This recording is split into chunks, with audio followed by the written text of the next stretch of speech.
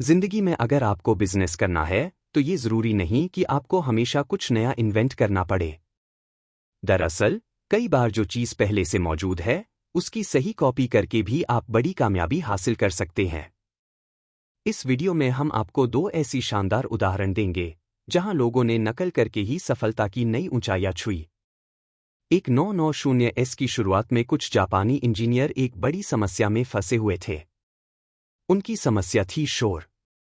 उनके पास बुलेट ट्रेनें थीं, लेकिन ट्रैक कई रिहायशी इलाकों से गुजरते थे। जब तेज बुलेट ट्रेन एक सुरंग में प्रवेश करती थी तो उसके सामने दबाव की वजह से हवा संकुचित हो जाती थी। यह कोई बड़ी समस्या नहीं थी, क्योंकि ट्रेन इतनी शक्तिशाली थी कि इसे आसानी से निपटा सकती थी। पर समस्या ये थी कि जब ट्रेन सुरंग के दूसरी तरफ पहुंचती थी तो वह संकुचित हवा अचानक बाहर निकल जाती थी और एक तेज आवाज, एक सोनिक बूम, उत्पन्न होती थी। रिहायशी इलाके के लोग इस शोर से परेशान थे। इंजीनियर एक और तेज ट्रेन बनाना चाहते थे, लेकिन इसका मतलब था कि सुरंग से बाहर निकलते समय और भी ज्यादा शोर होगा। यह एक चुनौती थी जिस पर वे काफी समय से काम कर रहे थे। एक इंजीनियर, नाकात्सु, ने इस चुनौती पर लंबे समय तक विचार किया था। नाकात्सु को एक शौक था, बर्ड वॉचिंग। जब वह अन्य इंजीनियरों के साथ चर्चा कर रहे थे तब उन्हें यह एहसास हुआ कि सोनिक बूम का कारण सुरंग के अंदर और बाहर के दबाव में अंतर था। उनकी याद में एक पक्षी आया, किंगफिशर। किंगफिशर बहुत तेजी से पानी में गोता लगाता है और मछली पकड़ता है, लेकिन जब यह पानी में प्रवेश करता है तो उसका चोंच पानी को फाड़ते हुए बहुत कम छींटे उड़ाता है। नाकात्सु ने इस पक्षी के चोंच के आकार के बारे में सोचा और उसे ट्रेन के सामने के हिस्से में कॉपी किया।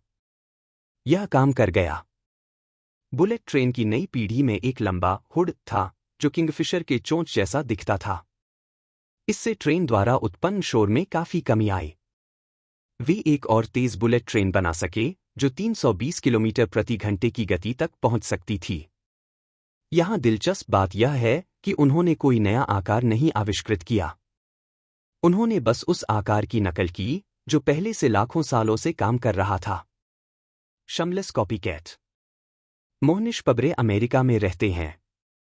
वह प्रसिद्ध हैं क्योंकि उन्होंने खुद यह स्वीकार किया है, मैं एक शमलेस कॉपीकैट हूं।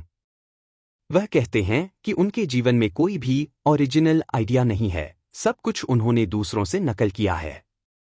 मोहनिश ने अपनी निवेश की सफलता की कहानी वॉरेन बफे और चार्ली मुंगर की नकल करने से बनाई।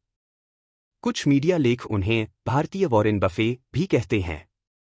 एक तरफ हमें यह सुनने को मिलता है, कभी भी दूसरों के निवेश की नकल मत करो, और दूसरी तरफ हम किसी ऐसे इंसान को देखते हैं जैसे मोहनिश जो वॉरेन बफे की नकल करते हैं।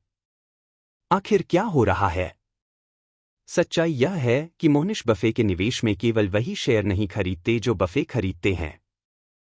मोहनिश तो बफे की निवेश की प्रिंसिपल्स और फिलॉसफी को कॉपी करते हैं। वह उन सिद्धांतों को अपने खुद के शोध पर लागू करते हैं और उसी के आधार पर शेयर खरीदते हैं। मोहनिश ने वॉरेन बफे के साथ 2009 में लंच करने के लिए 650,000 दिए थे। वह इस लंच के अनुभव को हमेशा याद करते हैं। प्रारंभिक जीवन। मोहनिश पब्रे का जन्म 1964 में मुंबई में हुआ था। 1980 के दशक में वह अमेरिका चले गए और एक कंप्यूटर इंजीनियर बन गए। उन्हें टेलैब्स में नौकरी मिल गई, लेकिन अपनी फुर्सत के समय में वह एक साइड बिजनेस ट्रांसटेक चला रहे थे। जब उनके पास पर्याप्त क्लाइंट्स हो गए तो उन्होंने अपनी नौकरी छोड़ दी और ट्रांसटेक को पूरा समय देना शुरू कर दिया। 1994 में एक हवाई अड्डे पर उन्हें वॉरेन बफे के बारे में एक मैगजीन में पढ़ने को मिला। अब तक वॉरेन बफे ने 44 सालों में 31% प्रति वर्ष की दर से अपना धन बढ़ाया था। मतलब अगर आपने 1,000 रुपये निवेश किए होते तो वह 44 साल में 14.4 करोड़ रुपए बन जाते। यह पढ़कर मोहनिश ने वॉरेन बफे और चार्ली मुंगर के बारे में और पढ़ना शुरू किया। 1999 में उन्होंने अपनी कंपनी बेच दी और हेज फंड बिजनेस शुरू किया। निवेश की फिलॉसफी। मोहनिश की निवेश की फिलॉसफी कोई नई नहीं है। यह ठीक वही है जो वॉरेन बफे और चार्ली मुंगर कहते हैं। एक अच्छे ट्रैक रिकॉर्ड वाली कंपनियों में निवेश करें। 2 स्थिर और कम उतार चढ़ाव वाली कंपनियां चुनें। 3 कंपनियों में मजबूत मोट कम्पिटिटिव एडवांटेज होना चाहिए। 4 जब शेयर कम मूल्य पर मिलें तब उन्हें खरीदें। 5 लंबी अवधि के लिए निवेश करें। वह ज्यादा शेयर नहीं खरीदते। उनका मानना है कि उनका पोर्टफोलियो कंसंट्रेटेड होना चाहिए। वह उस समय में उन कंपनियों को देखते हैं जब उनका मूल्य कम होता है, जैसे संकट के समय। मोहनिश इसे धंधो दृष्टिकोण कहते हैं। धंधो का मतलब है व्यापार।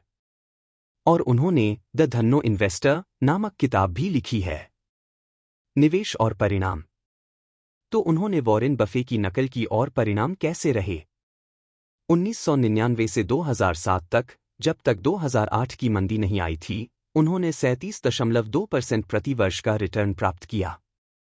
लेकिन 2008 की मंदी के बाद उनका रिटर्न -47.1% हो गया। कंसंट्रेटेड पोर्टफोलियो तेजी से बढ़ सकता है, लेकिन जब बाजार गिरता है तो गिरावट भी तेज होती है। फिर भी वह एक दीर्घकालिक निवेशक हैं। 2018 तक उनके हेज फंड ने 1200% से अधिक रिटर्न हासिल किया।